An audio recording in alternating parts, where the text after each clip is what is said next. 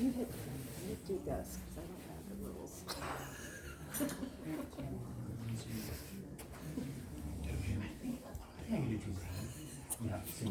Haha, more Gaur Kishore. Do we have a page for that? Yeah.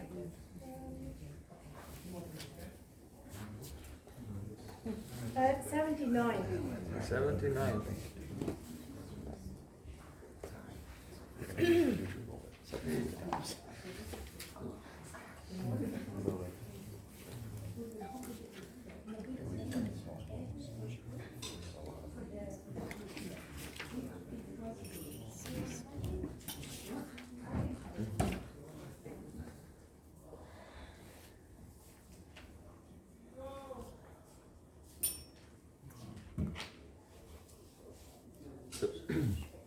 Hare Krishna. This is a very beautiful kirtan manifest by Srila Bhaktivinoda Thakur, where he describes as he's having darshan of Kurva Gadha, they manifest as Radha Madhava.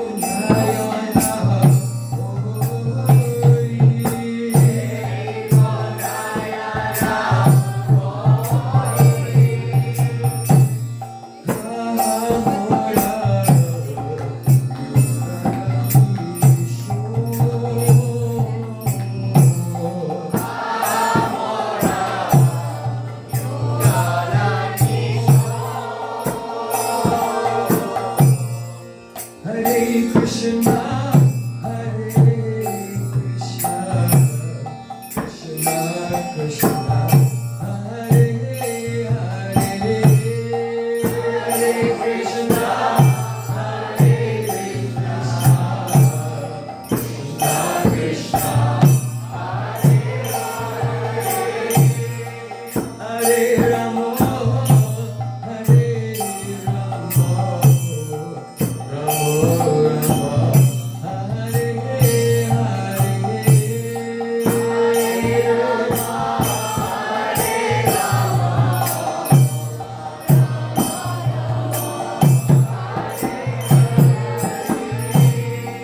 Hare Krishna, Hare Krishna, Krishna Krishna, Hare Hare.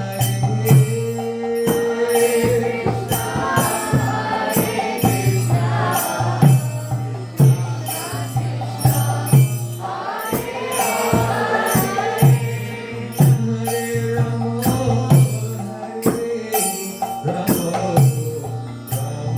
Rama,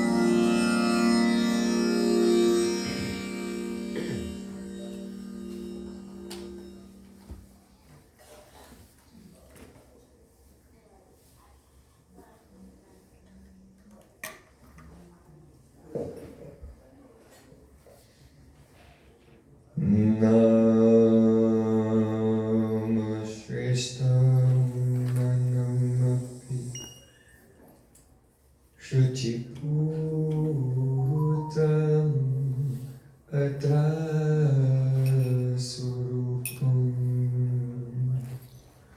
rupam tasya krachamuripurim maturim oshvatim radha kundamagirivaram ahoradika madhuvasam raptu yasya pratita kripaya Shri Guru Tam Natosmi Gurave Gaura Chandraya Radhikaya Kaya Krishnaya Krishna Bhaktaya Tad Bhaktaya Namo Namaha Ananda Leelavaya Vigrahaya Eva Bhaktivyaschavi Sundaraya Tasmai Mahaprema Rasapradaya Chaitanya Chandraya Namo Namaste Chaitanya Chandraya Namo Namaste Chaitanya Chandraya Namo Namaste Bhaktya Vihina Aparada Lakshmi Chidrasya Kamari Namadi Diva Mahitam Sharanam Prabhara Vilme Namaste Charanara Vindam Vilme Namaste Charanara Vindam Govinda Damodara Maraveti Govinda Damodara Maraveti Govinda Damodara Maraveti Govinda Damodara Maraveti Hare Krishna Hare Rama Hare Sadeti Govinda Damodara Maraveti Sham Sundar Shikanda Shekhar Smahas Murli Manara Radhikar Sakambama Kripanithe Supriyat Charna Kinkurim Kuru Tavai Rasmi Nachivamittayavana Iti Vidyaya Devi Tam Namam Janantikam. By the course of Master Sri Guru and Gauranga, we have been celebrating now for 4 days the most auspicious divine occasion of Sri Gaura Purnima, the appearance day, not appearance, Janmatiti, birthday. Lord Nishingadev can appear, Lord Varahadev can appear, Lord Vamandev can appear. But Krishna and Gaura, they have Janmatiti, they're born. Why? Lokik Satvang Rupat Samvanda, a natural human-like relationship. So we are celebrating the Gaura Janmatiti, auspicious birthday of our Sri Sachidananda Gauri. So first of all, I offer my pranam, my heart like flowers, millions and millions of times at the lotus feet of my holy master. Asmatiya Paramarata Tama Guru Pada Padma Nityalila Pravisht Om Vishnupad Ashtotra Sri Rupanuga Chaivari Srila Bhakti Vedanta Narayan Goswami Maharaj. Secondly, I offer my pranam thousands of times at the lotus feet of my Param Gurudev, to Srila Prabhupada and to all of our Sri Rupanuga Gaudiya Guru Parampara. And finally, I offer my pranam to all the assembled Vaishnavas and Vaishnavas.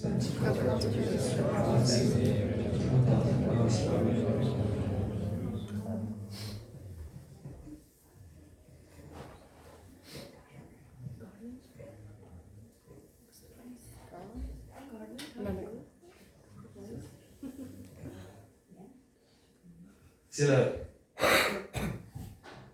Prabodhananda Saraswati Thakur, he said, Yatha yatha gaura padara vinde, vindate bhaktim katapundarasi, tathat ratsapati vidya kasmad, radha padam boja sudamburasi.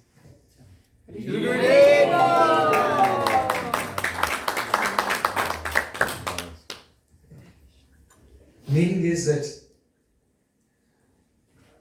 the degree to which a person surrenders his life at the lotus feet of Sri Chaitanya Mahaprabhu and engages in his service, then gradually as he goes on, and when his surrender is mature, then suddenly a great ocean of the nectar of the service of the lotus feet of Srimati Radhika arises in his heart. This is a great mystery. The attainment of the Nitya Nikunja Seva of Radha and Krishna is extremely, extremely rare. Yadyapi samadhishu vidurapi pashanti nata nakra kumarichim. Srila Rupa Goswami Pad said even Lord Brahma in his trance, you cannot see the light emanating from the toenail of Krishna in Braja. It's a very rare attainment. But to attain the service, confidential service of Radha and Krishna is more exalted. So how is it possible that those who take shelter of Chaitanya Mahaprabhu, they automatically attain this?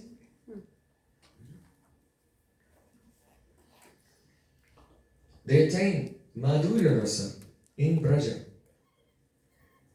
Chaitanya Mahaprabhu is called Mahaprabhu. Why? Because he's the Prabhu. He's the master. He's the king. Rasik Shekhar Shri Krishna, the king of Rasa. But Maha, absorbed in the mood of Mahabhav Swarupa, Srimati Radhika. So his name is Mahaprabhu. Rasaraj Mahabhav. His name is Mahaprabhu because the relationship that a living entity can have with him is always in Dasya Bhav.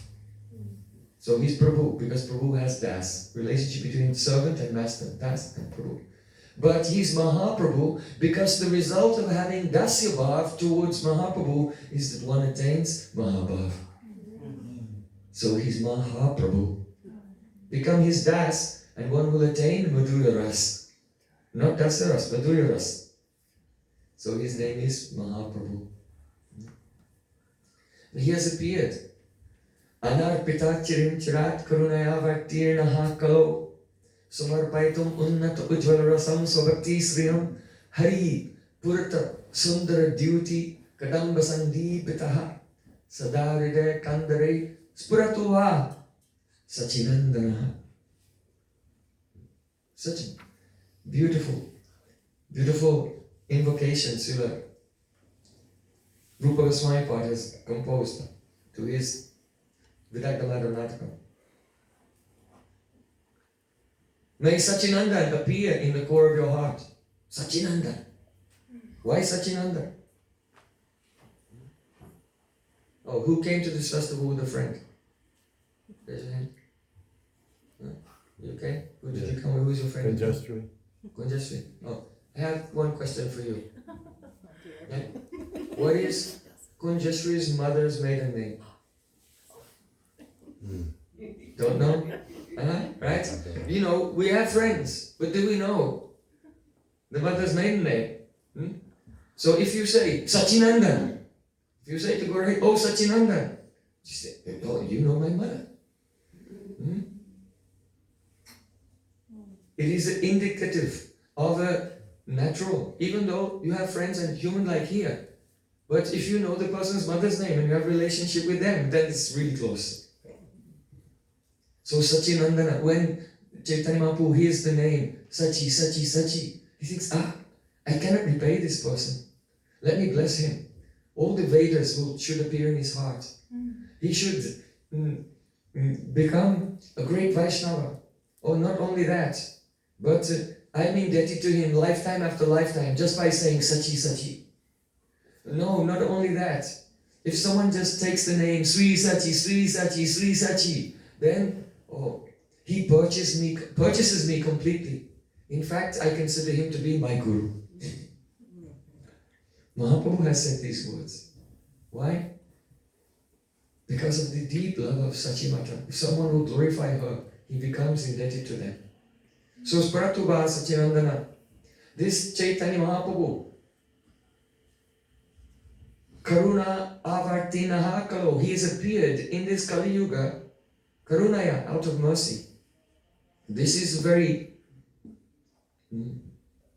significant point. Out of mercy means this, that when any avatar of Sri Krishna appears in this world, and even Krishna himself, then Krishna has Icha Shakti, that means his desire potency. And Krishna has Kripa Shakti, his mercy potency. So in every incarnation, including Krishna in Vrindavan, his mercy potency is under the control of his Icha Shakti, his desiring potency. But when Gaurachandra appears, it's the other way around. His desire, his Icha Shakti becomes under the control of the Karuna Shakti. And therefore there's no limit to his mercy. And Vishva Pagullasini, it flows everywhere, breaking all boundaries. So Karunaya Avatirna Kalo. And he has appeared. Anapita Chirinchira, to give something that was not offered before. What is that? Samarpaitum Unnata Ujjvala Rasam Swabhakti Sriyam.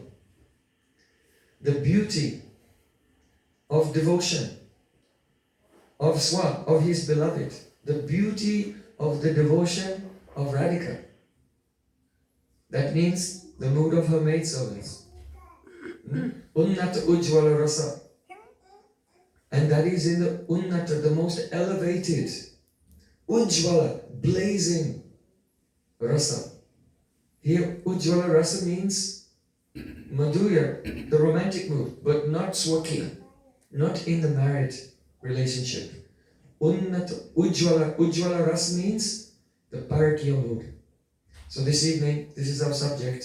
We've been discussing the primary and secondary internal reason, primary and secondary external reason. So the primary external reason was to give this Unnata Ujjvala Rasa. That's our subject. We haven't discussed that yet tonight.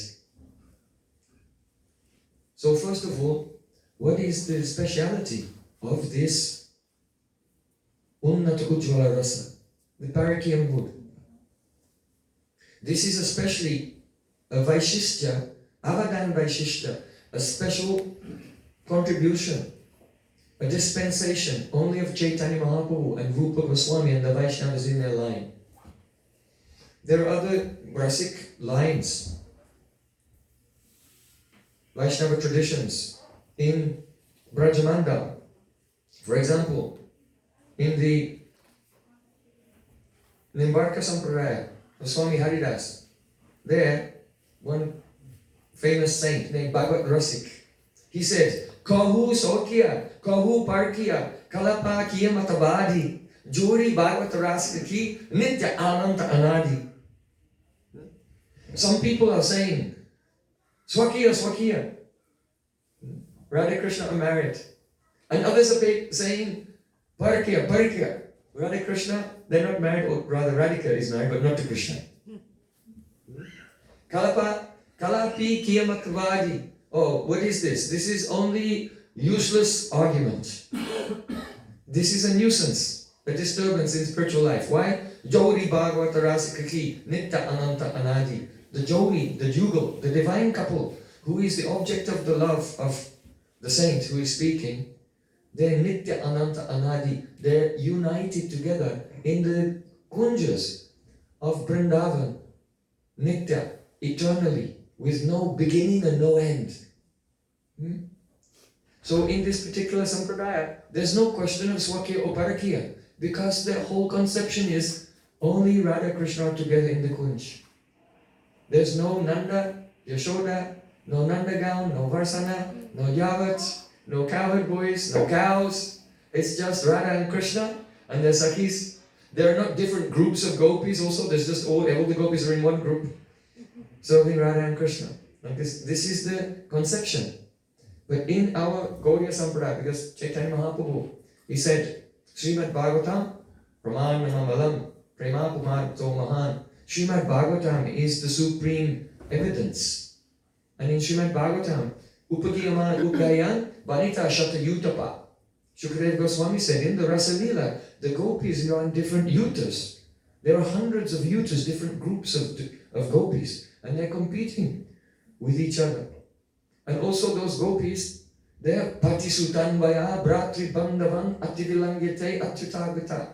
Gopis say, oh Krishna, we left our families, we left our husbands and all relatives and everything to come here and serve you. So the praman for Parakya Bhav is Srimad Bhagavatam. But anyway, now one may say, but what is the loss? Because the meeting of Radha Krishna in the Nikunjas of Vrindavan, this is the highest thing. So why not become Ananya Rasik, one-pointed? They call this Ananya Rasik. Not only one-pointed in one rasa, but one-pointed only in one thing. The Nitya Milan, Radha Krishna are never separated. They're always together in the Nikunjas. So, what is the advantage of actually not observing that idea? What is the advantage of the revelation of Sri Chaitanya Mahaprabhu? This Unnat Ujjvala Rasa, this that was never given before, the Parakya mood. So, Srila Rupa Goswami Pai, in beginning of the Ujjvala Nilamani, there he says, Atraiva Param Utkarsha Sringarasya Pratistitaha. Here, the supreme position of the Sringar Rasa is established in the Upapati Bhav. That means Krishna is the paramour and Radhika is Paroda, the adulteress. So that is the highest thing. And Rupa Goswami gives some praman. He gives two main pramans. First of all, from Bharat Muni, very ancient sage. Yesterday we heard how even Krishna himself quotes from Bharat Muni. He says, oh, Bharat Muni says that lover and beloved, they enjoy equally, but he does not know my Vrindavan because Radhika enjoys much more than me. So Krishna sometimes quotes Bharat Muni. So Srila Rupa Goswami quotes Bharat Muni, Bahu Vadyate Kalu Yatra Prachanna Kamatatkuncha Yachtamito Durlabhata Sa Manmatasya Paramarati. The most intense love is manifest by the influence of Cupid when there are three symptoms. The first one, Bahu Paryate. That means that the young couple, they have attraction for each other, but the whole society forbids it. So we also see that reflected in this world. If something is forbidden, then young people think, well, why is it forbidden? Let me investigate and find out about this. Their curiosity is intensified. So the first thing is, the love is more intense if it's forbidden by the whole of society. The next one, Prachanna Kamakatvam Cha. In that circumstance where the love is forbidden, then Radha and Krishna, they have to hide their affection for each other. So this also has the effect of making the more intense manifestation of love. Just like if you want to cook rice, so you put the rice in the pot with some water and you heat it. If you have no cover on the pot, it will take a long time to cook. But if you have a pressure cooker, you put the lid on and seal it, then it becomes very hot very fast. So in the same way, when the Radha and Krishna and gopis, they have to hide their prem, then it's like a pressure cooker inside. And it becomes ripe from the end of their childhood, when the first romantic feeling comes. Radhika said, I first looked at Krishna and he looked at me. And then suddenly, this anuraga appeared and it was increasing and now it knows no limits. So the Parakya mood is like this. It's just like perhaps you had the experience yourself. that you're in some situation and you feel a sneeze coming, but it wouldn't be appropriate to sneeze at that time. So you and you try to hold it in. And then finally you just can't hold it when it comes like your head explodes. So when you try to stop something, that when the pressure is there, there's an obstacle, then the flow of the love increases. Just like water. If water is flowing, but then there are so many rocks and rapids, then the water gets deeper and deeper, then it flows over the top and becomes more variegated and beautiful. So in the same way, in Dwarka, where there are no obstacles, then the love in Dwarka is just flowing like a canal. No one goes to see a simple canal. Where do they go? They go to Niagara Falls, where there's some big rocks and they're blocking the way, and then the water goes, sprays over, and with more force than ever before. So when there is the prachana karma kata, that the love has to be hidden, then the love is intensified. Then the third symptom, according to Bharat Muni, is durlabhata. Durlabhata means inaccessibility. It's very rare for the couple to meet. They're quite inaccessible for each other.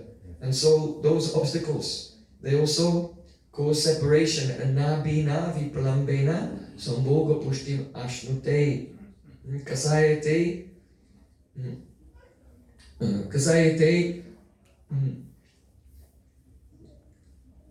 what is that? Kasayate vivardate.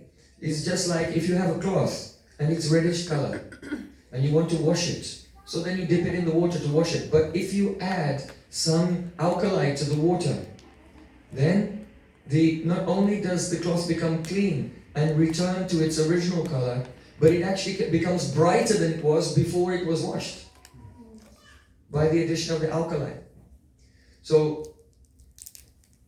Bharat Muni has said that without separation, then the intensity of meeting doesn't come to its highest point. So durlabhata, the inaccessibility, makes the separation, and then meeting is more beautiful. So Rupa Goswami also gives from another Rasa Shastra.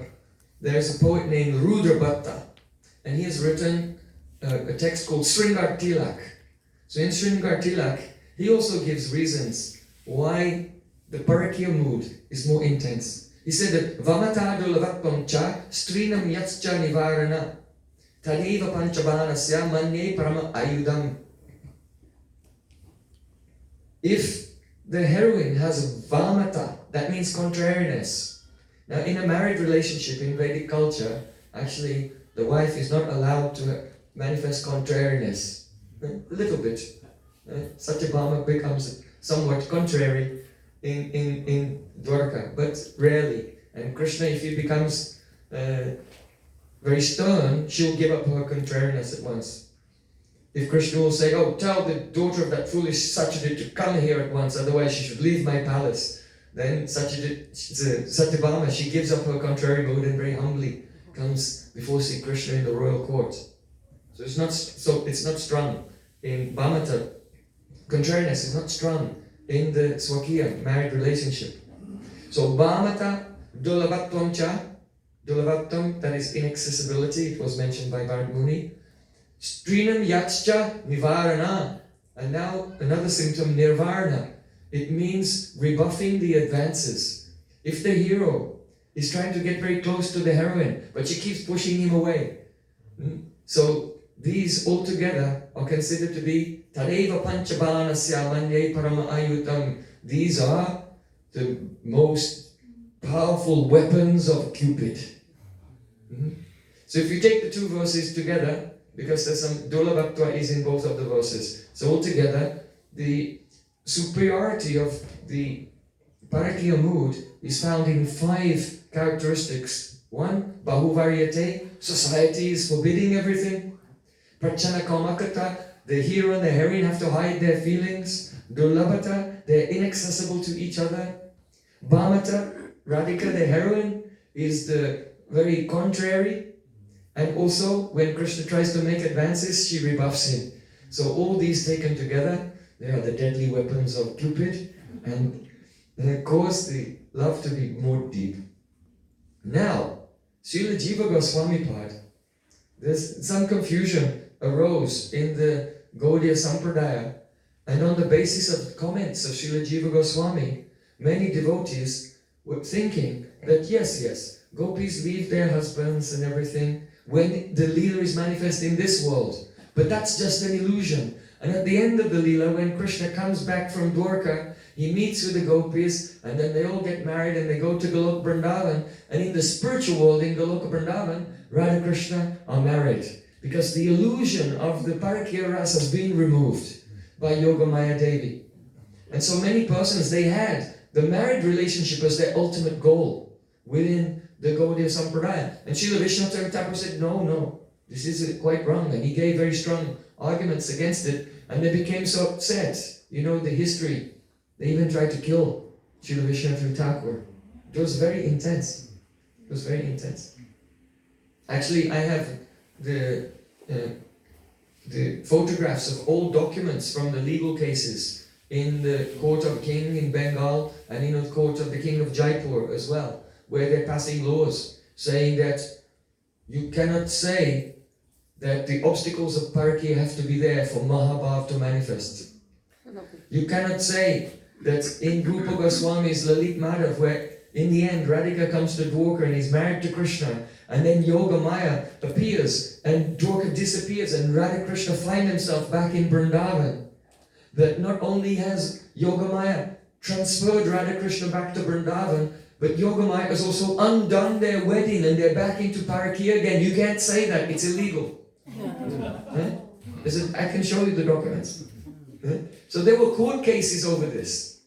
And the laws were passed. If anyone will say this, they'll be punishable by the king. But Srila Vishnu Thakur, he was so bold. And even though persons tried to kill him. But how indebted we are, the sacrifice that our acharyas have made, that the truth of Rupa Goswami's teaching will come down to us. We can say, yes, Parakya is the highest part, but what if it were illegal to say that? And people are trying to kill you, then what would you do? So think about it. So, but there was a reason, Srila Jiva Goswami, he wrote some things about that seem to suggest that the Swakiya is the Nitya Sthiti, it's the eternal situation in the spiritual world. And he did that, first of all, so that the whole Gaudiya Sampradaya itself would not be eradicated by the conservative kings. So the Gaudiyas, they could show, oh look, in our commentary it says that in the spiritual world there is a Swakiya. But internally they could just keep focusing on the Parakya. So, in order to protect the Sampradaya from being persecuted, he's given some ideas. And another reason is that he had a disciple who was very dear to him named Gopal. And Gopal, according to his sanskar, he was attracted to the married mood. So, Jiva Goswami gave that possibility as well. Some persons can do bhajan and attain not Braj, but Golok. The divine realm has, the Krishna Loka planet has 4 dimensions. The outer aspect is called Golok. And Radha Krishna and all their associates are there, but there's a married mood. And then inside that, more confidential in that planet, there is Dwarka. And more internal to that is Mathura. And then the most internal realm is called Braj, Vrindavan or Gokul. And there's no awareness of Krishna's Bhagavata, there's no awareness of his opulence, and there is a Shuddha Parakya mood. Radhika is married to Abhimanyu, and Radhika and all the gopis have to sneak around and hide their love for Shri Krishna. So, but it's not that possibility doesn't exist, it does exist. And those persons who will worship Radha and Krishna in Vaidhi Bhakti, they will go there because a wedded relationship is based on Vidhi. There are some rules and regulations in a married relationship.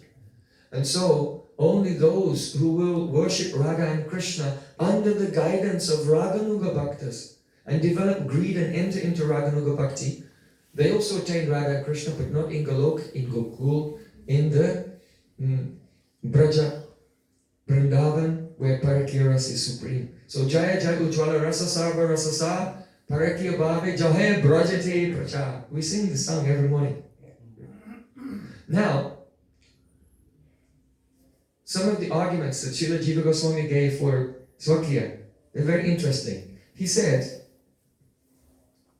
Mata Hastina Pada Durgagala Iva Nivarna Adikam Tasam Rate Prabalatam Vyanjayati Eva Na Tu Janayati.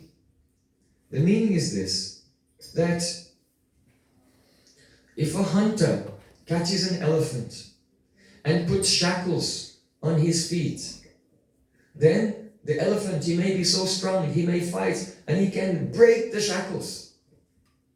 And so these shackles, they don't create the strength of the elephant. The elephant already has the strength. But the fact that he breaks the shackles, it is the Vyanjayati. That means it's Vyanjak. It reveals the strength. In other words, the hunter or anyone didn't know how strong the elephant is. But because he broke the shackles, now we understand this elephant is so strong. But the shackles don't create the power of the elephant. So Jiva Goswami Pad said, similarly, all of these things like Durlabhata, Prachalakamakata, Nivarnata, Bhamyata, Bahuvadyata, all of these obstacles in Parakya Rasa, they Vyanjayateva, they cause the gopis and Krishna and everyone to know how powerful is the gopis' love, but they don't create the power of the gopis' love. The gopis' powerful love is already there. And the obstacles, when they come and the gopis transgress all those boundaries, then it just reveals how powerful their love is. This is Srila Jiva Goswami Pad's conclusion, and we can agree with it, but he extracts something from that. He says that, moreover, that strength of the love is not created by the obstacles. It only causes it to be expressed. But it can be expressed even without the obstacles. The power of the gopis' loves can be expressed even without the obstacles. So Jiva Goswami gives a few examples. One example is that in Gopal Champu, when Sri Krishna returns to Braj from Dwarka and he meets with the Braj gopis, then Yoga Maya reveals that actually these gopis, they were never married to Krishna. And she shows that she's made doubles, the Chaya gopis. Every gopi has a shadow, a secondary form. And these were married to Krishna. And when the gopis see that they have doubles, then they were thinking all the time, I was married, I'm married. But now, I'm young, free and single. And they become so ecstatic. And then all the gopis, they marry Krishna. And then the Leela becomes unmanifest from this world and they go to Golok. And now, the love has been manifested by the experience of Parakya. But now the obstacle has been removed and they're eternally in that higher state in Golok Vrindavan. It's in Golok, not Golok Vrindavan, sorry, actually Golok. In Golok, Radha Krishna and gopis, they're married. But they're already in that awakened state. It's like the eternal moment in the Leela after Krishna's return. Understand? So they have the heightened state, it's like that forever. But all the obstacles have been removed. And Srila Jiva Goswami Pad, he calls that Paramaswiya. It's not Swakya like Dwarka, because the queens there, they haven't been through these obstacles. And even if those obstacles came, their love is not so powerful that they could even transgress them. Because they only have Anurag, up to Anurag. They don't have Mahabhav. So, Jiva Goswami gives another example. He said, just see, Rupa Goswami has described the highest love, the Madhanakya Mahabhava of Radhika. And there he said, Yoga eva bhaved esha vichitra kopi madanaha yad vilas virajante nitya lila sahasrada.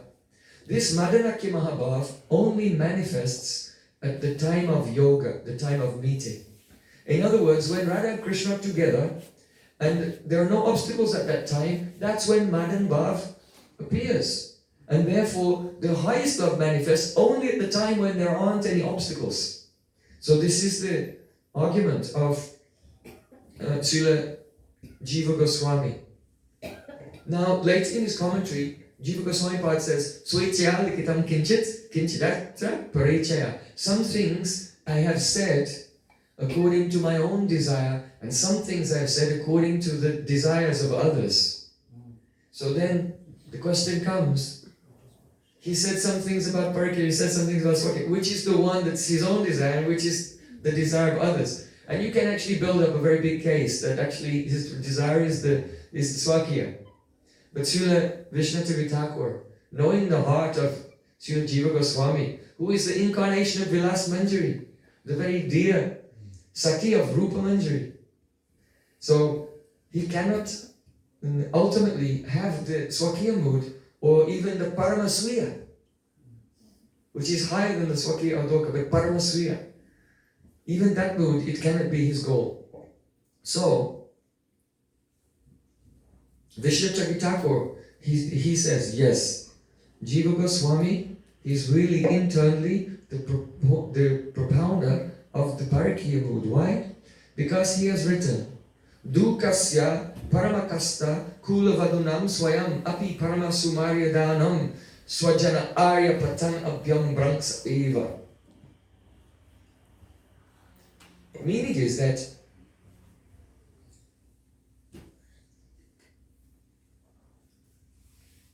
Mahabhav has three characteristics. The first one is Swasambheda Dasha. I'll not discuss that today.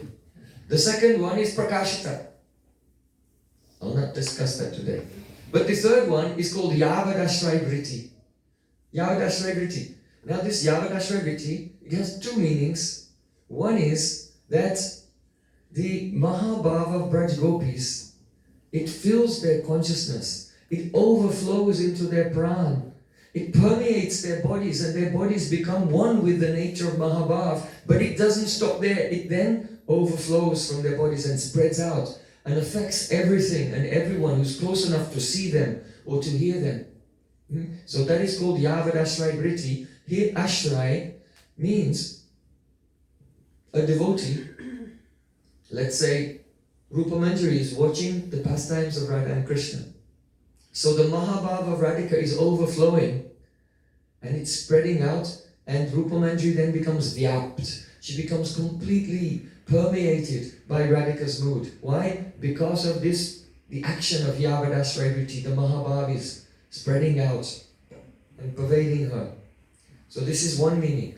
But the other meaning of Yavadashray Vritti is that when the ashray of Anurag goes to its fullest point, the shelter of Anurag is Rag. You know, because the study Bhav develops like that, Prem, Sneha, Man, Pranaya, Rag, Anurag, and then Mahabhav. So the ashray of Anurag is Rag. Now what is Rag? Rag is defined as Dukam Atyadikam Chitte Sukatvenaiva Rajate. It is that love which is so intense that if there's something which would be taken as a cause of suffering, the love is so intense that it turns that suffering into happiness. Or it could take a cause of happiness, an ordinary cause of happiness, and turn it into suffering. For example, for a young lady to get married is a cause of happiness. But when the gopis, they hear from the parents, we are arranging your marriage, then they feel it's suffering. Why? Because they have rag. They have this deep attachment to Sri Krishna. So then the other way around is that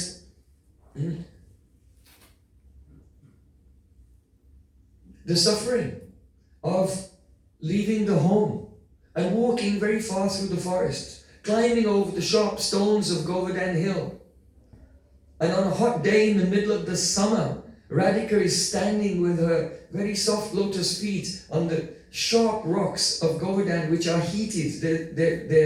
boiling hot due to the heat of the sun. And she's standing on those rocks. It's a very painful condition. But because it affords her a chance to look into the valley and see that Krishna is there, grazing the cows in the distance. So the pain she feels is actually experienced as joy because of her love for Krishna. So this is rag. So of course that's a painful experience to walk on sharp hot stones. But Vishnu Thakur, he quotes Jiva Goswami as saying, what is the most painful experience for any gopi?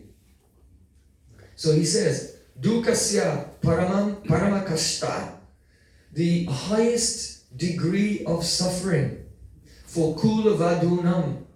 That means a lady from, she's a Kula Vadu, a young lady from a dynasty which is very noble and dignified and has great reputation within society.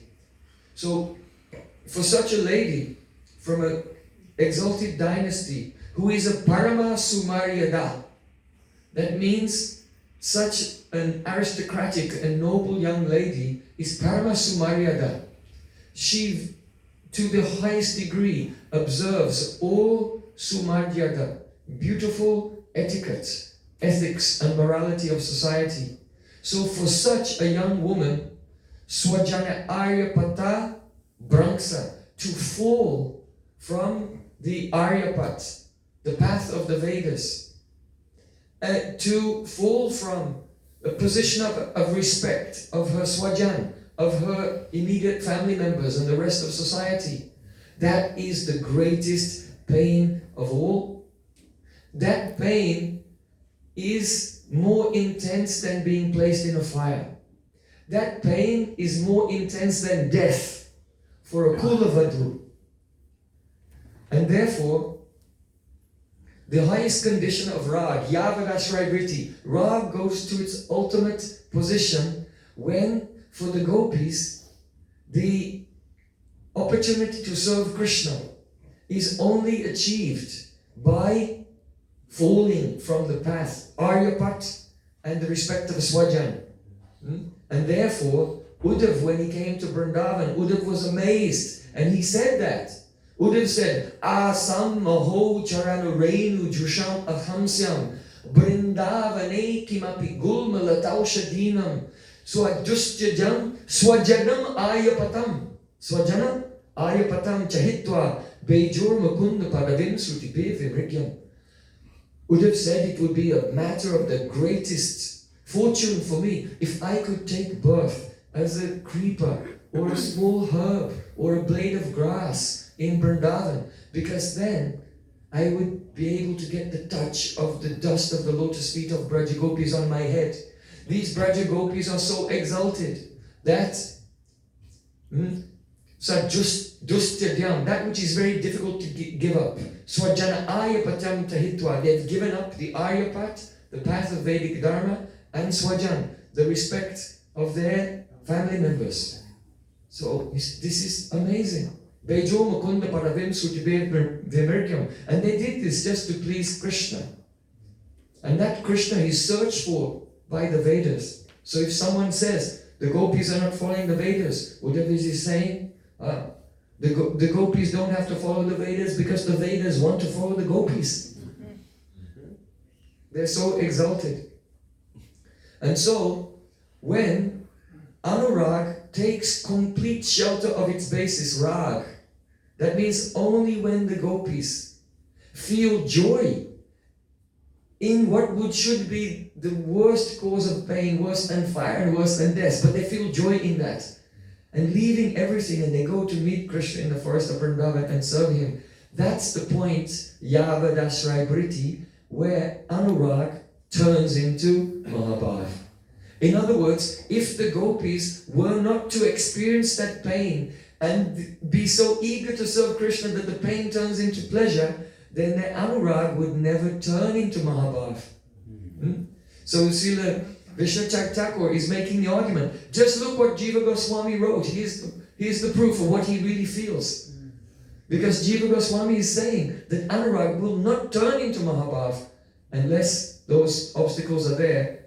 And therefore, we cannot say that the obstacles are only the Vyanjaka, they only reveal the power of the love which is there. Yes, the love is there and it's powerful and they reveal it.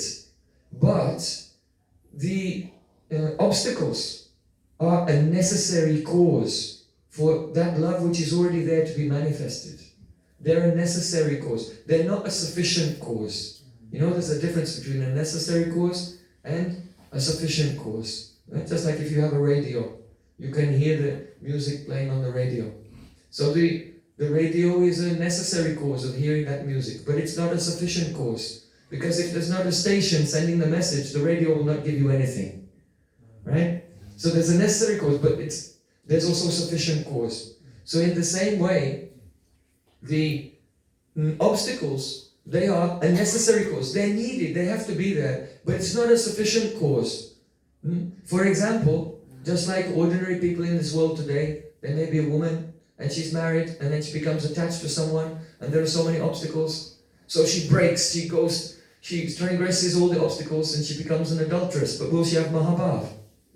No, she will go to hell. Right? So the obstacles, they're not a sufficient cause. That praying already has to be there in the heart of the gopis. But it's a necessary cause because the anurag will not become Mahabhav unless those obstacles of parakya are there. So in this way, Srila Vishnacharya Thakur, he takes Srila Jiva Goswami's own words and uses that for the evidence of the superiority of the parakya bhav and why the obstacles have to be there. And then he gives the conclusion that if we say that these obstacles are illusory, they're only part of the Prakat Lila here in this world, and then when Radha Krishna go to the Aprakat Lila, to the eternal pastimes, those obstacles are no longer there. Based on this conclusion, when they go to the Aprakat Lila, to the eternal spiritual Dham, then there would be no Mahabhav there. It would only be manifest in this world, and this would be complete unsatisfactory conclusion. We cannot say that this bhav is only here and there. In the origin, the bhav does not exist, it doesn't manifest. That's not an acceptable conclusion. Okay. So,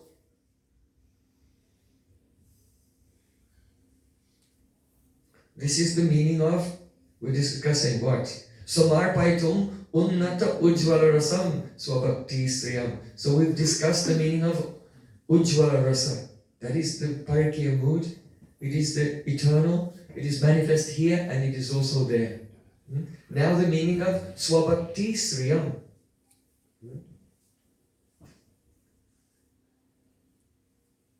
Sakya Sri Radhikaya Brajakumada Vido Ladini Nama Shakti Sarang Sa Premat Kishalaya Dala Pushpadi Tulya Satulya Siktanam Krishna Lilamrita Rasanichaya Ula Santam Mamusyam Jatullasam Susayichat Satkunumatikam Santiyatan Chitram. Nandimukhi, she was watching the meeting of Radha and Krishna and seeing the Sakhis. And Brinda Devi said, just look, when Krishna is embracing Radhika, then all the Sakhis are crying. They're having ecstasy, their hairs are standing on end. So then Nandimukhi said, oh, this is not a surprising thing. Why? Because Radhika is like the wish-fulfilling creeper. She's a kalpalata who fulfills all the desires of Shri Krishna. And the Sakhis of Radhika, Mahabhav Swarupa, Krishna Prema Kalpalata, Sakigana Hoy Tarapalav Pushpapata. Just as a creeper is most beautiful when it has so many leaves and flowers and manjaris. So in the same way, the Sakhis of Radhika who are surrounding her, they enhance her beauty. And they are like the leaves and the flowers and the manjaris of the creeper. They're not different from her. They are her Kaya Vyuharup. Mahabhav Chintamani Radhara Swarup Lalitadi Sakhi Tara Kaya Vyuharupa. They're Radhika's own bodily expansions. And so when Radhika comes to meet with Krishna, when she's surrounded by her Sakhis, then she looks most beautiful.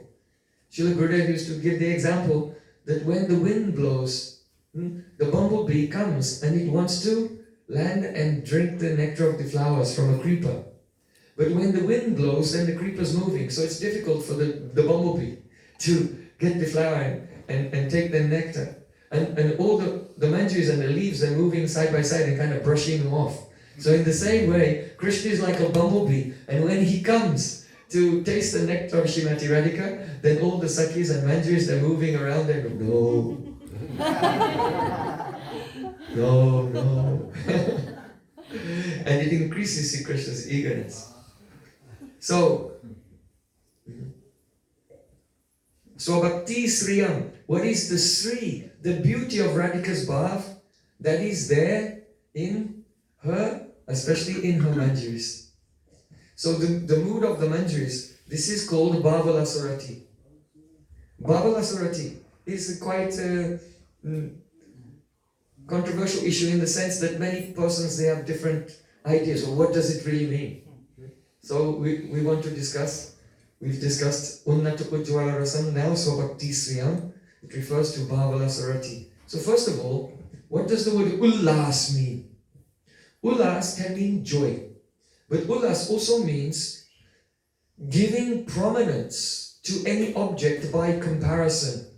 So if one object is prominent over another object, then it's said to be Ullas. It's Ullasita. It's prominent over something else. So then the question comes, what are the two things and which one is prominent in this term, in this phrase, Bhavalasarati? There have to be two things and one of them is prominent. What is that? So in Bhaktirasamrita Sindhu, Srila Rupa Goswami Pad has given the definition of Bhavalasarati. He said, Sanchari Syat Samonava Krishna Ratya Suridrati Adika Pusyamana Chet Bhavalasa Itiriyate. The meaning is this.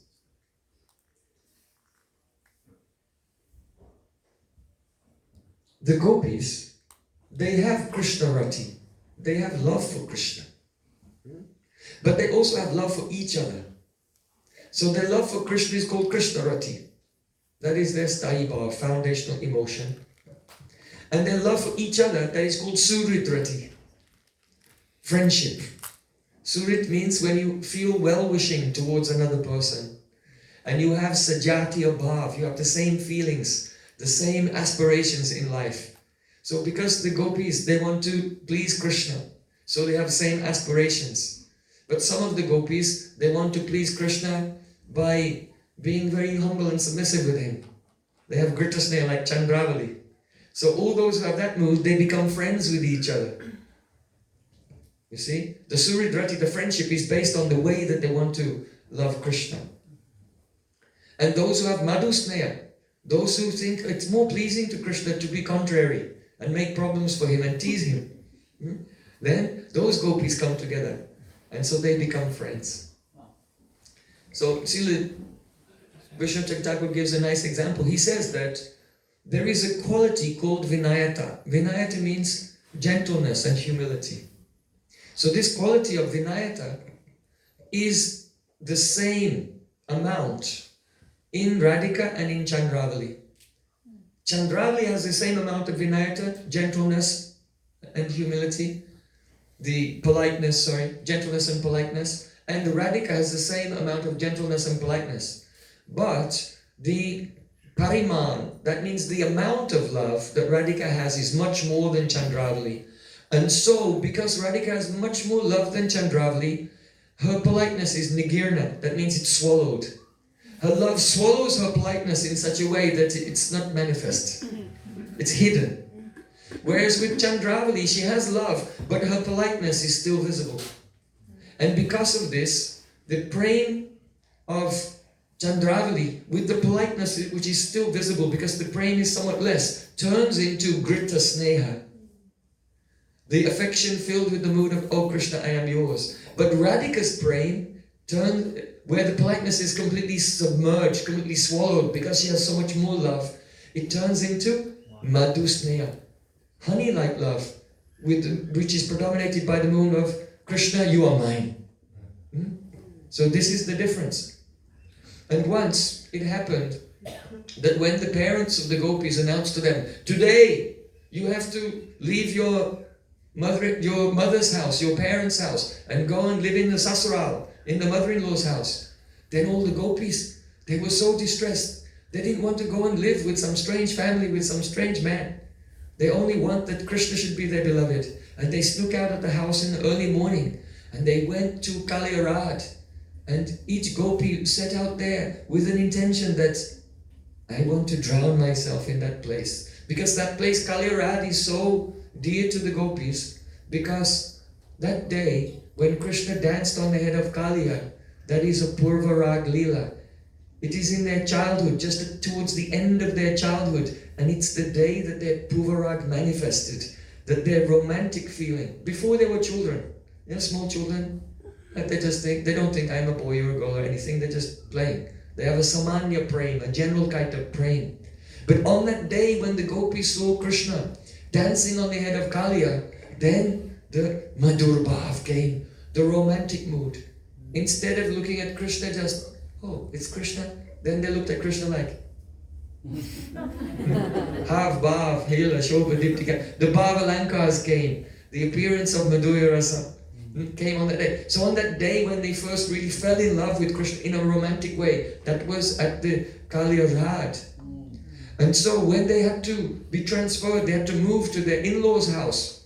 Each gopi, without even speaking to the others, set off and went to Kalyarad, or this place where I fell in love with Krishna. I should drown myself in Jamuna. And so they came there with their heads covered with a cloth. And when they arrived, they looked around and saw, wow, there's thousands of people here. What's going on? So then they removed their anchal, their veil, and they looked in each other's faces. And the face of each gopi was so devastated that they could understand just by looking at each other. Oh, you too? You also can't live? You also came here to kill yourself? Yes, me too. Let's do it together.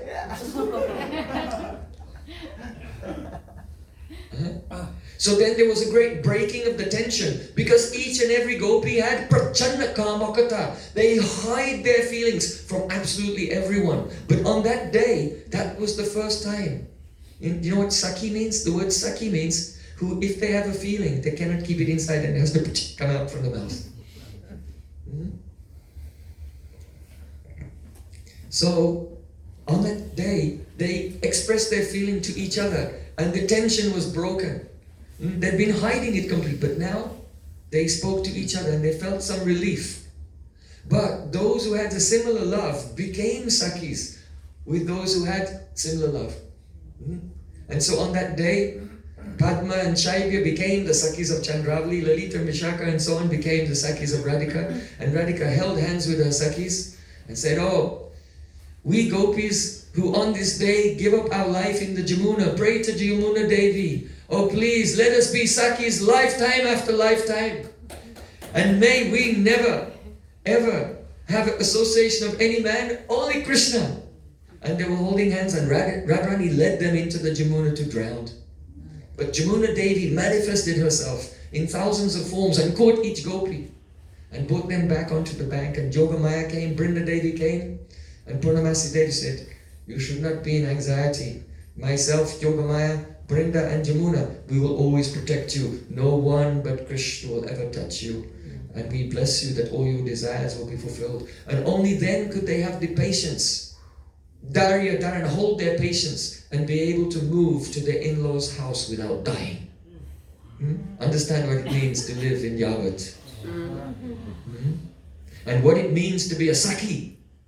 So the love between the Sakhis is based on their love for Krishna. And so Krishna Rati, love for Krishna is the Sthai Bhav, and the love between friends, that's the Sanchari Bhav. That's a wave in the ocean of their love for Krishna, and it nourishes their love for Krishna.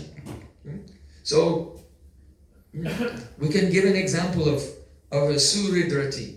Very beautiful example is in Srimad Bhagavatam of the love towards a Sakhi. Shukadeva Goswami said, Tato gatva vadun desham dipta keshavam abravit na parayeham chalitum nayamam yatate manaha. in the Rasalila, when Krishna disappeared from all the gopis but took Radhika with him, then they played together in beautiful kunjas, and Krishna decorated Radhika, and then Krishna was thinking, oh, soon other gopis will come, Sakis will come, and they'll see me alone with Radhika, and they'll blame Radhika. Oh, why did she take Krishna alone? And we gave her our life to her, and she abandoned us. So Krishna didn't want any Sakis to criticize Radhika. So Krishna said, oh, let's walk. And they were going from forest to forest. But then at a certain point, Radhika said to Krishna, Na paryam chalitum, I cannot go any further.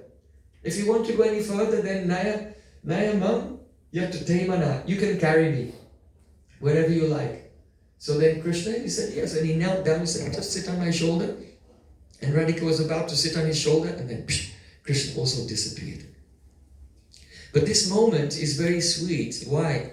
The reason Radhika said, Na parayam, not only Krishna says Na parayam, Radhika says Na parayam chalitum, I cannot go any further, is because she loves Lalita, she loves Vishaka, she loves her Saki so much that she was thinking, why should I be alone with Krishna? Let me just slow him down and let my Sakis catch up, and then they can also play with Krishna. So this verse of Srimad Bhagavatam is actually the manifestation of Suridrati, the love of one gopi for another gopi. In this particular case, it's Radhika's love for her Sakis.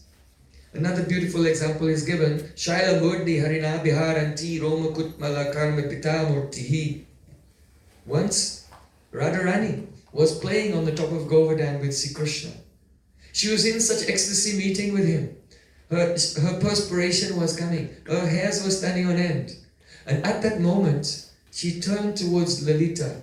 And with her hand, she wiped the face of Lalita. And the curls of Lalita were falling on her face. And she just pushed her curls to the side like this, very lovingly. So this is another example of Suridrati. That Radharani's love for Lalita is based on her love for Krishna. And it's a Sanchari Bhav because it nourishes her love for Krishna. So Rupa Goswami, in the definition of Bhavalas, he said, Sanchari Shat Samonava Krishna Ratya Suridrati. If the love for the friend is less than love for Krishna or equal to love for Krishna, then that love for the Saki is a Sanchari Bhav. It's a wave in the ocean of love for Krishna, and it causes love for Krishna to increase, just like a wave is the rising up of the ocean. So, but the second line describing Bhavala says, but adhika pushamana ched bhavalasa itiriyate. But what will happen if the love for one's friend is actually more than love for Krishna? And instead of the love for the friend nourishing the love for Krishna, but the love for Krishna is nourishing the love for your friend. So the poshana, the act of nourishing, is reversed. So if that happens, then this is called bhavalas. Bhavalasa itiriyate. And this is the mood of the Manjaris. Because the Manjaris, they love Radha and Krishna, but they love Radhika more. Permanently. They're permanently in that state.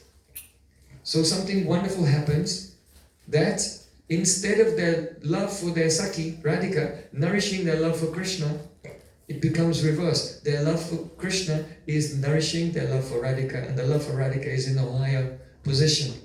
Now, some persons have posited that when this happens, then that means that for Radhika and for Lalita and Vishaka, their Sthai Bhav is to Krishna and their Sanchari Bhav is to their Saki.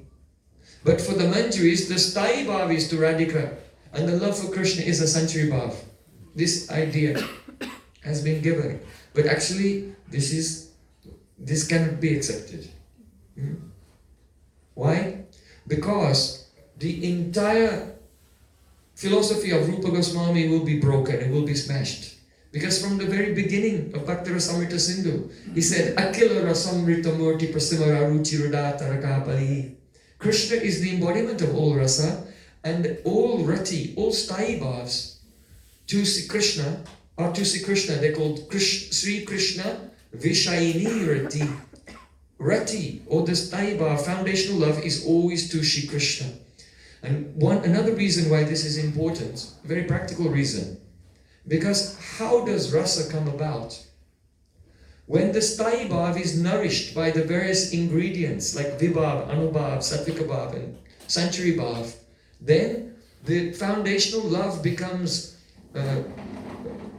rasata. It becomes very tasty, it becomes very flavorful, and the sthayi bhav turns, the intensification of the sthayi bhav means that it turns into rasa, and that is bhakti rasa.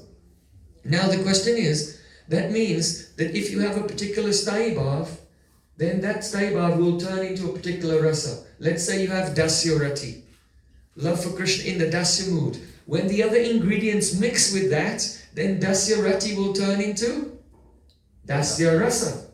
Right?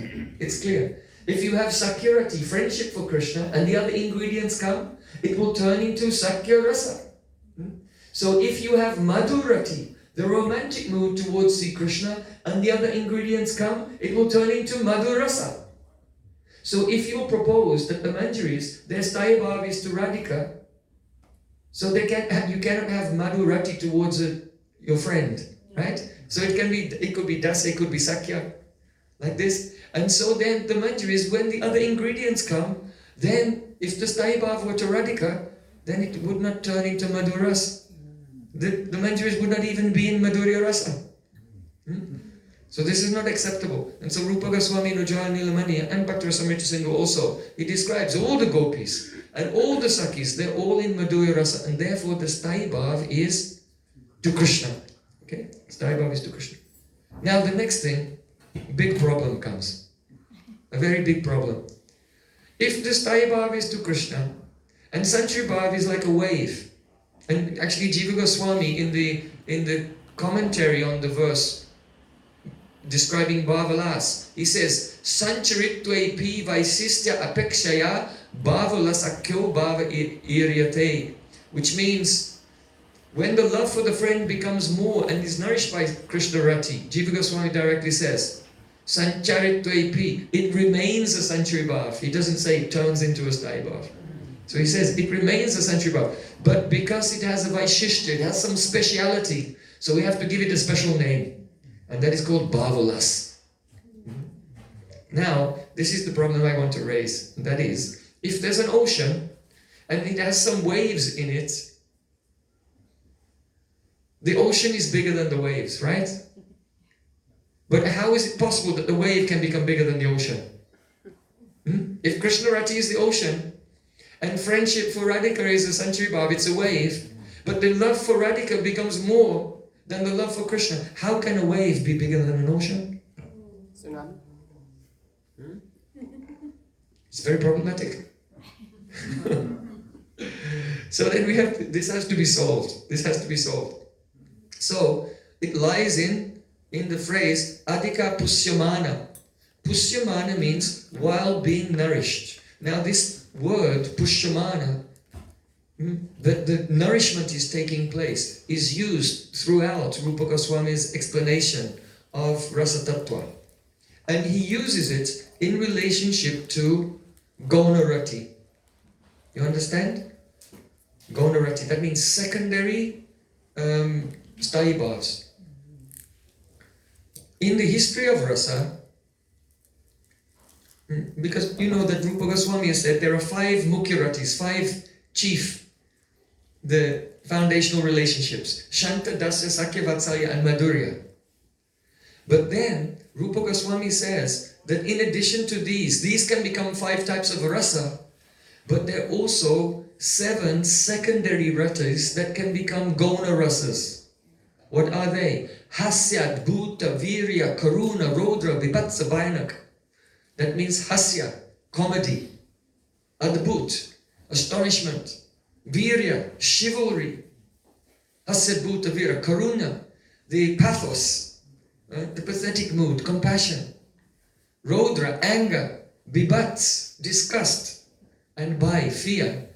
These are 7 types of secondary rati. They can also be mixed with ingredients and turn into a rasa. But ordinarily, they just act like century bhavs. And if they become prominent, they become prominent when the sthai bhav, love for Krishna, becomes sankuchit. That means it becomes somewhat contracted and gives the superior position to that feeling of comedy or chivalry or astonishment. And now the sthai bhav of the love for Krishna is still the sthai bhav, but it just withdraws itself into the background and it nourishes the comedy, the humor of the moment, or the fear of the moment. So Srila Jiva Goswami Pad explains the way that it works. He says that what happens is that the sthai bhav becomes vyapt. It becomes completely pervaded by the century bhav. Understand? Let's say, for example, Krishna's meeting with his friends and they have sakyarati. They have friendship with each other. But Madhu Mangal cracks a joke and it's so hilarious that the mood of comedy completely pervades their entire love for Krishna. And in that moment, the love for Krishna becomes somewhat, it takes the low position and it boosts the hasya, the mood of the comedy. And then all the other ingredients come and it turns into hasya rasa. Understand? So the way in which a century bhav or a secondary rati becomes a rasa is that first it pervades the love for Krishna. So there's love for Krishna and then it becomes completely colored by the sense of comedy and that becomes prominent. And the love for Krishna is nourishing the hilarity of the moment. So Jiva Goswami gives this example. And when the love for Krishna is nourishing the comedy, then that is called the humorous mood is pushamana. It's being nourished by Krishna rati. So that's what we have in this Bhavalasa rati. The history of this rasic discussion is very fascinating. Why? Because Rupa Goswami said there are 5 primary rasas and 7 secondary rasas. But Bharat Muni, the original sage of the Rasa Tattva, he said there are 8 rasas. Not 5 primary and 7 secondary. That makes 12. Bharat Muni, and Bharat Muni is an authority, he cannot be dishonored. He said there are 8 rasas. So what are the 8 rasas of Bharat Muni? They are Hasya, Bhuta, Vira, Karuna, Rodha, Vibhatsa, Bhayak, those 7, plus only love. Love is 1. It's 1 kind of rasa. He just calls it rati. So that's 8. Now, Srila Vyasadeva in Agni Purana, he has said that this Hasya, Bhuta, Vira, Karuna, these 7, they are century bhavs. And actually, there are only 5 rasas. So now Rupa Goswami is in a situation where he has to respect Bharat Muni and he also has to respect Srila Vyasadeva. Can't disrespect anyone. So he reconciled the 2 conceptions. He took the 8 rasas of Bharat Muni and he took the 1, Rati, love, and he made it into 5. Dasa Shanta, Dasa Sakya, Vatsalya and Madhurya. And then he gave the position of what Vyasadeva says are century bhavs. He gave them also the position of secondary ratis that can become secondary rasas. So in this way, Rupa Goswami very perfectly and artistically reconciled the Natya Shastra of Bharat Muni and the Agni Purana, the description of Rasa Tattva given by Vyasadeva in the Puranas. Now, the question remains, well, is that a legitimate reconciliation? Because Vyasadeva does say that Hasad, Bhuta, Virya, Karuna, these are century bhavs. So how can you give them the position of Gauna ratis, secondary ratis, when you have 33 century bhavs, right? Rupa Goswami has another category, Nirved, Vishad, and Dainya, Glani, Tras, Mada, Mati, Vitarka, Harsha. He has 33 transitory assisting emotions, unmajjanti, nimajjanti, which rise and fall in the ocean of love for Krishna. So he has 33. Why didn't he just say, well, 33 plus 7 makes there 40 century bhavs? Because Vyasadeva said these 7 are century bhavs. Why did he give them a separate category? Well, the first reason he gave them a separate category is because he's trying to respect Bharat Muni, who says that they can become rasas. But there's another legitimate reason why he did it. You see, Dainya means humility. It's a century bhav. Nirved means criticizing yourself, self-disparagement. Vishad means anutap, regret. So in this way, there are so many emotions, they come and go. But when these 33 century bhavs come and go, when they go, they don't leave a samskar in the heart. They don't leave a samskar. But comedy, chivalry, all of these 7, they come and they go, but after they're gone, they still remain in the form of a sanskar. So in other words, Madhu Mangal, he can make a joke and everyone's laughing, and the comedy manifests and then it disappears, but he still has the sanskar there. And as Krishna said in Bhagavad Gita, Swabhavas tu pravartate, everyone is under the control of their samskars. So the tendency is for Madhu Mangal, after the next minute, he'll make another joke. Right? And he'll be joking all the time. Because the secondary rasas leave sanskar and they're part of the nature of that individual associate. Understand? And therefore, it was very legitimate way in which Rupa Goswami, he respected Bharat Muni and Srila Vyasadeva. Now, how can we say that this, let's say the comedy mood, the mood of comedy is hasyarati? It is hasyarati. In what way is it a rati if it really has the nature of just like a century bhav, but a special one that leaves a samskar? So this question arises. So Srila Jiva Goswami, he's answered this. He says that actually when Rupa Goswami says hasyarati, he doesn't really mean that it's a sthai bhav, meaning the adyantik sthai bhav. That foundational mood which is always there and never leaves the person at all. But here, he's using the word hasyarati, it's a compound. And this compound can be compared to the compound Purusha Vyagra. Purusha Vyagra. The word Purush means man and Vyagra means tiger. So if someone says, oh, Bhimsen is Purusha Vyagra, he's a tiger of a man. So Purusha Vyagra, what does it mean? It means a man who is like a tiger. It doesn't mean a tiger who walks on 2 hind legs and dresses in a suit and sunglasses, right? So in the samas, in the compound Purusha Vyagra, the first term is the main thing, the Purush. It's actually a man, but Vyagra, he's like a lion. So in the same way, when Rupa Goswami says hasyarati, the main thing is it's comedy.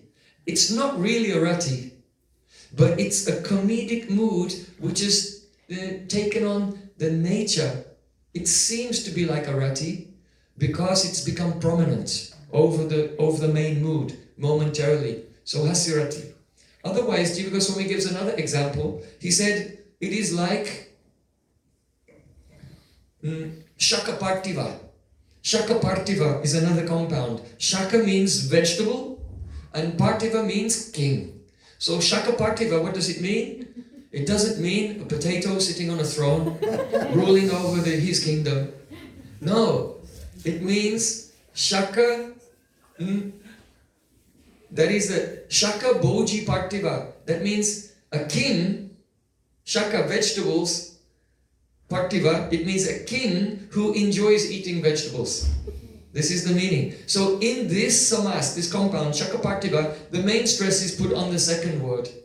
The king who enjoys eating vegetables. So he said in the same way, Rupa Goswami, when he said hasyarati, what does he mean? It means that it's a rati, that is the rati, the sthai bhav for Sri Krishna, which has taken on the nature of has. It's become pervaded by the feeling of comedy, like this.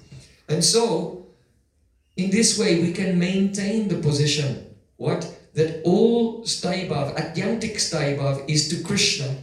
Even though there can be other types of ratis, it doesn't mean that the sthai bhav is not to Krishna. It's not Sakya Dasya Vatsalya or Madhurya. It doesn't become anything else. So in this way, we can understand the mood of the Manjaris. The mood of the Manjaris is this, that their Sthayi Bhav is love for Krishna. Some persons, they become confused sometimes. They think, oh, if the Manjaris are so one-pointed to Radhika, then they don't love Krishna. No, this is completely wrong. They wouldn't be in Madhurya Rasa. The Manjaris completely love Krishna. But their friendship with Radhika is so intense that it completely pervades. Their love for Krishna becomes vyapt. It becomes totally pervaded by their love for Radhika. And their love for Radhika takes the higher position. And then their love for Krishna is nourishing their love for Radhika, instead of the love for the Sakhis nourishing their love for Krishna, which is the case with Radhika and her Sakhis. They love Krishna, and their love for each other nourishes that love. But for the Manjaris, they love Krishna, but their love for Radhika is in a higher position, and their love for Krishna is nourishing and increasing their love for Srimati Radhika. So love for Krishna is acting like Sanchari Bhav, but it's not. It's still the Sthayi Bhav. So this is Bhav Ulas. So this love of the Manjaris is amazing. So amazing. Krishna's Kaviraj Goswami Pad, he says, Krishna prema eka apurva prabhav guru samulagu ke kore dasya bhav. He said that love for Krishna has one apurva, unprecedented characteristic, and that is that it makes everyone feel dasya bhav, feel like a servant. Doesn't mean they're becoming dasaras, but the mood of a servant comes. How? He gives so many examples. For example, Shukdev Goswami said, Kvachit krida parishrantam gopat sangopabahanam. Sometimes Balaram becomes tired when he's playing with the cowherd boys, and he lies down and puts his head in the lap of a friend, and then Krishna comes and massages Balaram's lotus feet. So Balaram's the elder brother, so Krishna is very happy to serve his elder brother. But at that time, when Lord Brahma tried to steal the cows and boys, and see Krishna became all the calves and the cowherd boys, he was playing for almost a year. And then one day, Balaram, he realized, what's going on? These cows, they love their calves as much as they love Krishna. And the parents love their boys as much as they love Krishna. How is that possible? And then he realized, all these calves and these boys, they're you. You have done this. So at that time, Balaram says, Kayamba kuta ayata daiviva nakus tasuri prayo mastu me batu nanya mepi vimohini.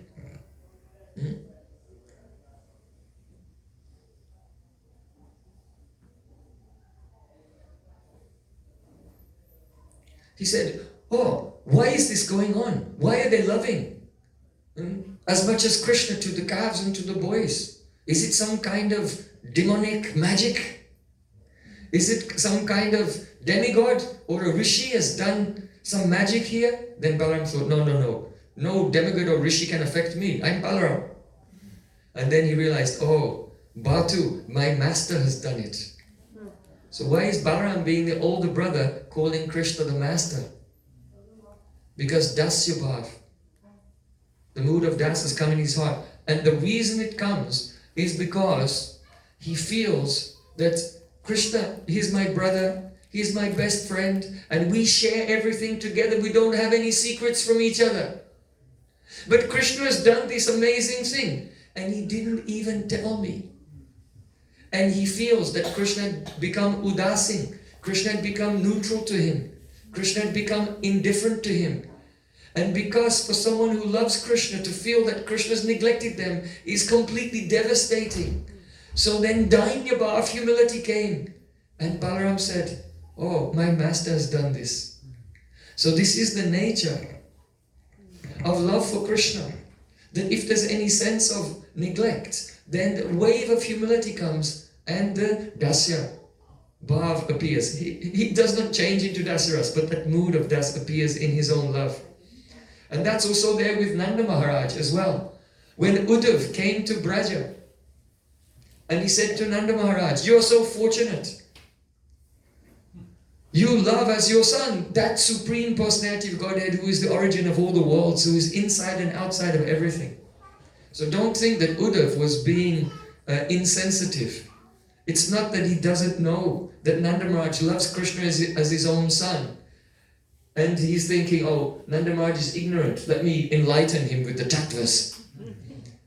Uddhav's not feeling like this. Uddhav is very sensitive. What he saw is that Nanda Maharaj in separation, remembering Krishna, was about to give up his life. He was about to pass away. That was the fear that came to Uddhav. So then Uddhav, he had to do rasantara. He had to change the mood. And so that he started to preach about the opulence of Krishna, to try to change the mood of Nanda Maharaj, not because he was trying to enlighten him, but because he was trying to save his life. So at that time, Nanda Maharaj, he said, "Manaso vrityo nasu Krishna padam budasraya." When Uddhav was about to leave and go back to Mathura, Nanda Maharaj said, "Oh Uddhav, may our minds be attached to the lotus feet of Krishna, and may we always chant his name, and may our bodies bow down always at the feet of your Ishvara, your Ishvara." So the reason, though he's a father, and he should not speak like this about his son, but because Krishna is gone, he said he would come back, but he didn't come back. So he feels, oh, Krishna has become indifferent, and a wave of humility came. And so the Dasya Bhav manifested in Nanda Maharaj. Listen to this very carefully. We're going somewhere. Stay on the train. And that also happens in Madhurya Rasa. When Krishna disappeared from the Rasalila in Gopi Geet, the gopis say, "Bhaja sakhe bhavat kinkaris mano." Oh Krishna, we are your kinkaris. We are not your, because they're Radhika and other gopis, they're nayikas. They're Yudheshwaris, they're the leaders of the group, they're direct heroines of Krishna. But they say, "Kinkaris mano," we are just your dasis, your maidservants. When Radharani was speaking with the bumblebee, she said, "Kvachitapit katamna kinkarinam grinite." Will Krishna come back? Does Krishna sometimes speak about us, his maidservants? When Krishna disappeared from the Rasalila, at that very moment Radharani cried, "Ha nata ramana preshta kwasi mahabhuja dasyaste kripanayame sakke dasya sanhidim." Oh Nath, oh my Prananath, oh my Ramana, oh Raman, this is where the name Radharaman comes from, this verse. Ha nata ramana preshta kwasi, where are you? I am dying now unless I feel the touch of your Mahabhuja, your strong arms. Dasyaste kripanayame. I am your maidservant. Dasyaste kripanayame.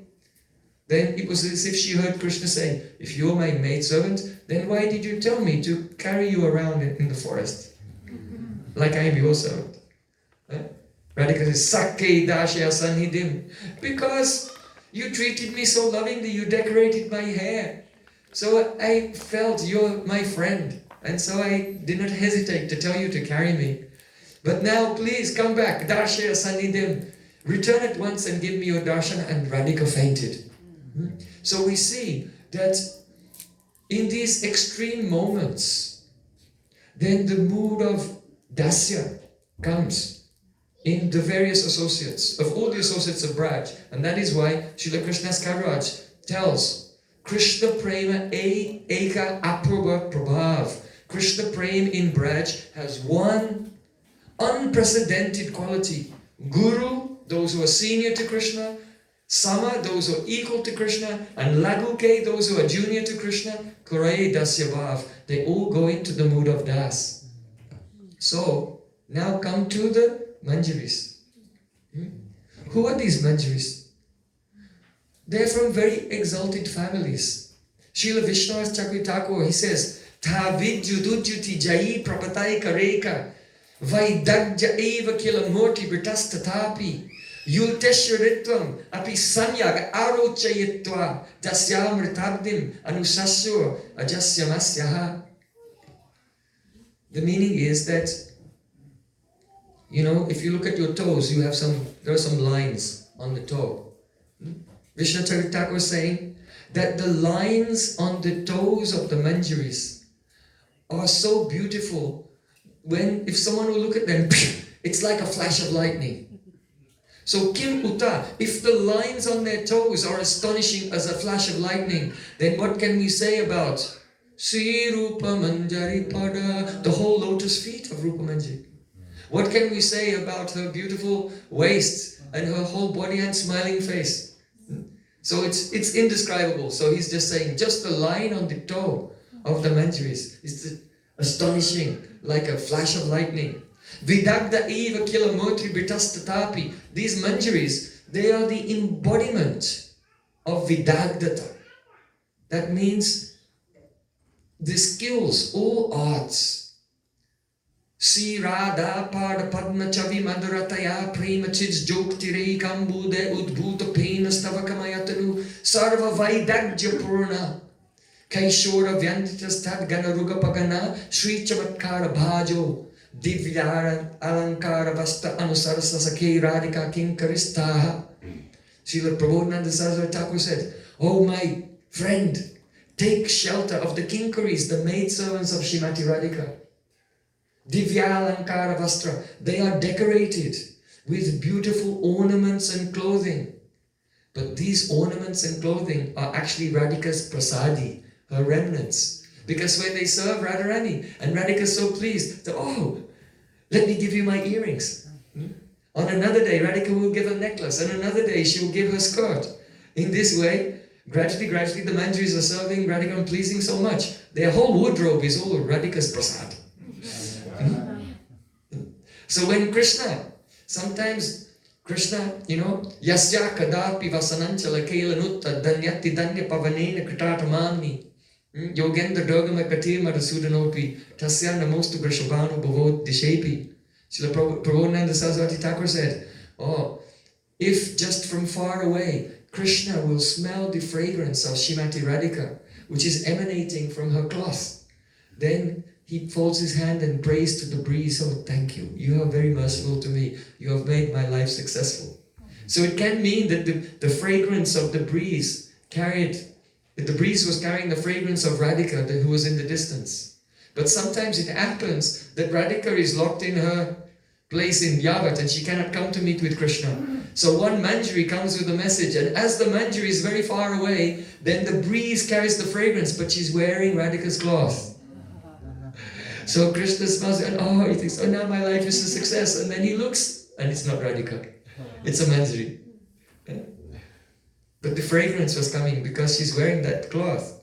So Divyalankara Vasta Anusarasa Sake. So these Manjaris, how are they? They are Sarva Vaidagya Purna.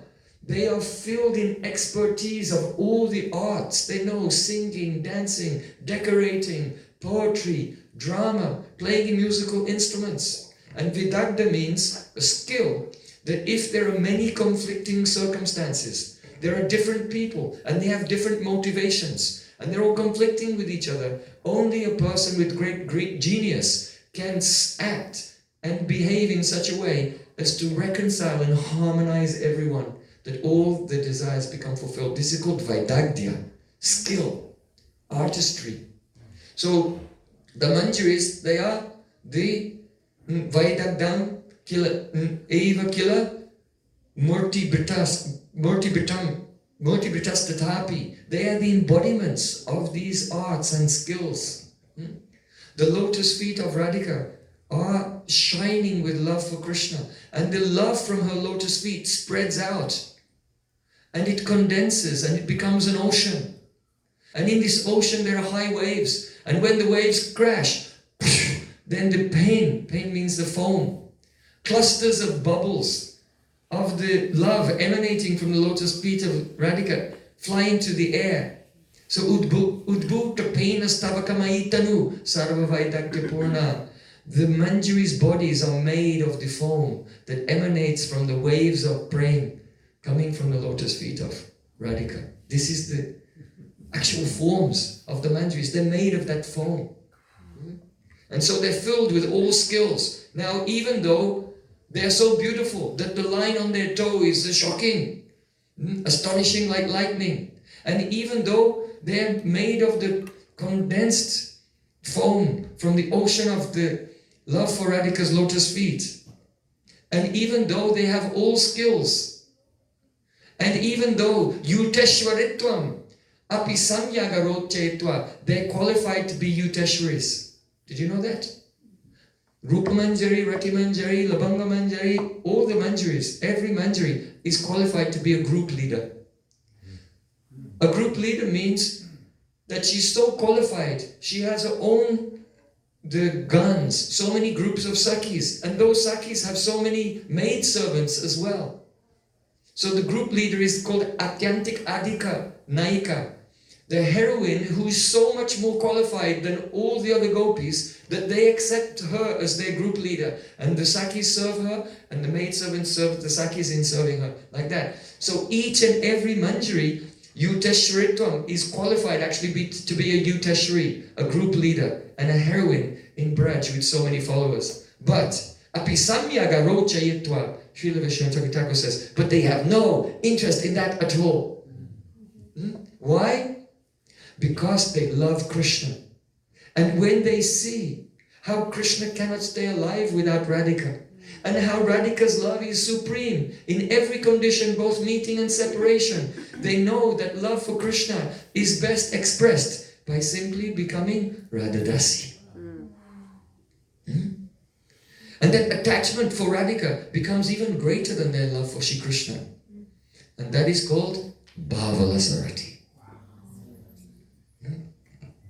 And that Bhavalasarati is Swabhakti Sriyam. So that's what we've discussed today. Samarpaitum Unnata Ujjvala Rasam. That is the Parakya. First we discussed how Parakya is supreme. And then among the Parakya, what is the nature of this Bhavalasarati? Intense love for Krishna, vyapt, completely pervaded by and superseded by friendship for Krishna's most dear beloved, Shrimati Radharani Prashopano Nandini, Astasaki Shiramani, Paramakarunamai, Brindavana Vilasini, Shrimati Radhika.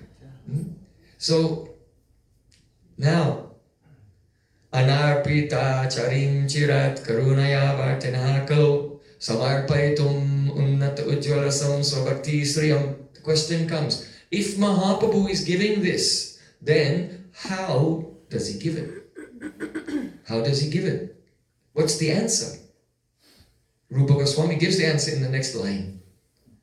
Hari Purta Sundara Jyoti Kadamba Sandipitaha. Hari, that is Krishna, has appeared, shining with a blazing complexion of molten gold, with a very dense and intense golden effulgence. Sada Hridaya Kandareis Puratuva Sachinandana, when that son of Sachi, may he manifest in the innermost region of your heart. That's how he gives. If a person will have a darshan in their heart of the golden effulgence of Gauranga Swarup, then they will receive this Bhavalasarati, Manjari Bhav. Why is that? Because Bhavalas means love for Krishna, which is completely pervaded by love for Shrimati Radhika. And who is Gauranga? He is Krishna, completely pervaded by the Bhava of Shrimati Radhika. So when one accepts him as his Ishtadev and he manifests his golden form in the heart, naturally, when one is bathed in his golden radiance, then one receives love for Krishna, pervaded by love for Shrimati Radhika, and that is Bhavalasarati Manjari Bhav. Gaura Purnima Katha.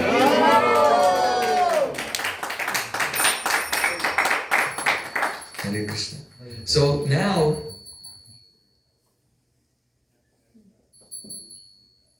Sadariya Kandarais Pratuva Sachinandana, the golden form of Sachinandana is about to manifest.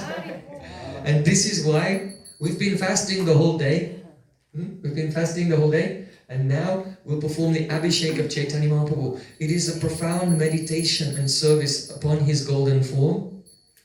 If we can please Him really by bathing Him from the core of our heart and pray to Him, then He'll manifest His golden effulgence and give that gift that was never given before. And then that is the actual true celebration of Gaura Purnima. If one celebrates Gaura Purnima but does not receive the gift of Chaitanya Mahaprabhu, we cannot say that Gaura Purnima has truly been celebrated. So now our great, literally golden opportunity has come. So I invite all the pujaris to come and help. Will everyone have a chance to bathe also? Or Nashina said that I would do first with all the substances, then you would do, and then we'll mix it together and everybody will get to come up and offer a conch. one cup, yeah. So everyone can bathe. That's wonderful. Okay. Gaura Premanande Hari Hari Bol.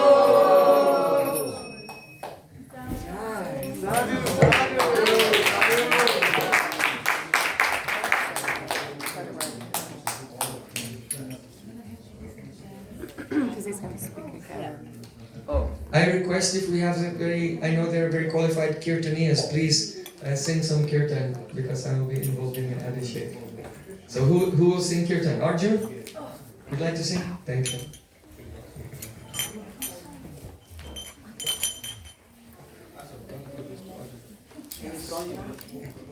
Any particular song?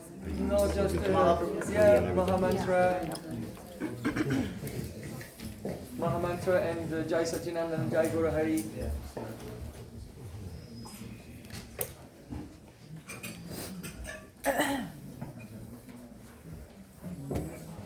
Satchinandana Gaura Hari ki jai.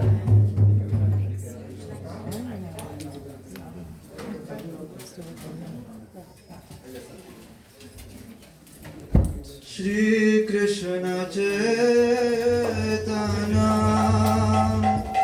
Prabhu Nityananda Shri Advaita Gadadhara Shri Vasudhi Ora Bhakta Vrinda Shri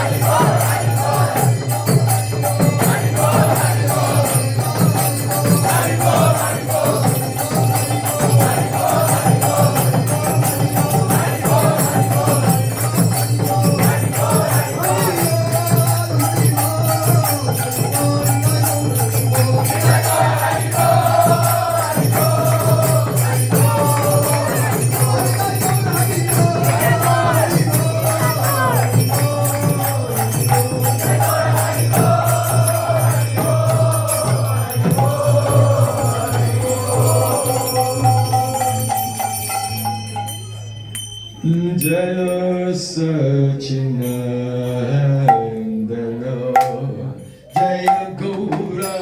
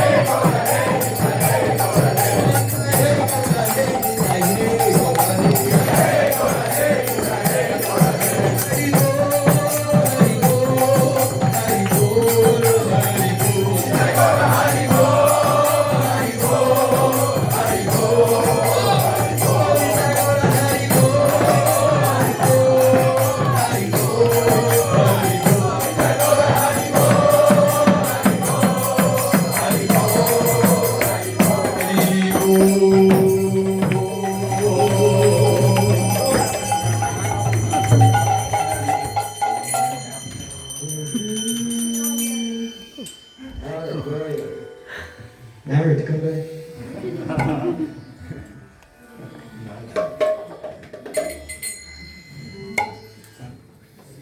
Here goes.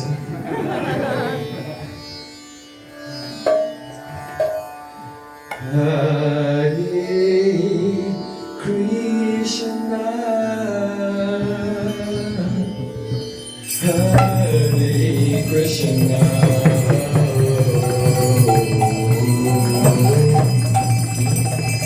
Krishna Krishna, Hare Hare, Hare Rama,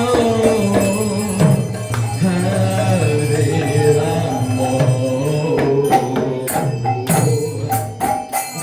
Rama Hare Hare, Hare Krishna, Hare Krishna, Krishna Krishna, Hare Hare, Hare Rama,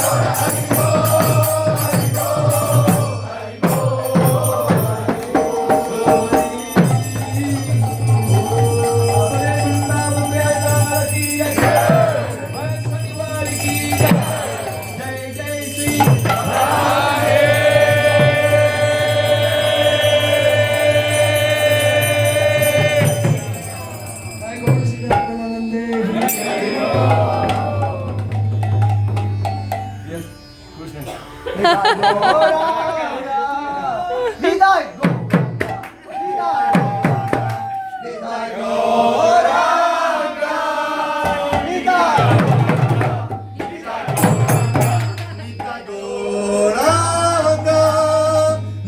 Gauranga,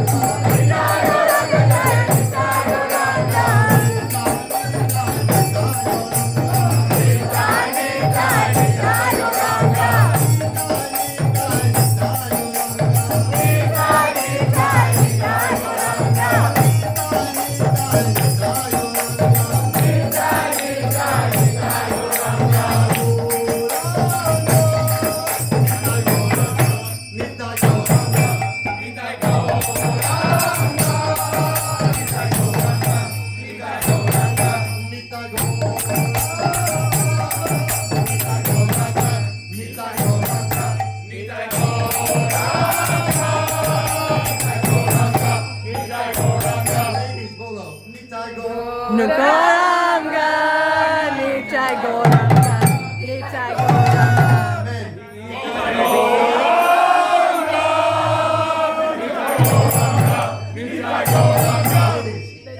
Gauranga, Nitai Gauranga, Nitai Gauranga, Nitai Gauranga, Nitai Gauranga, Nitai Gauranga.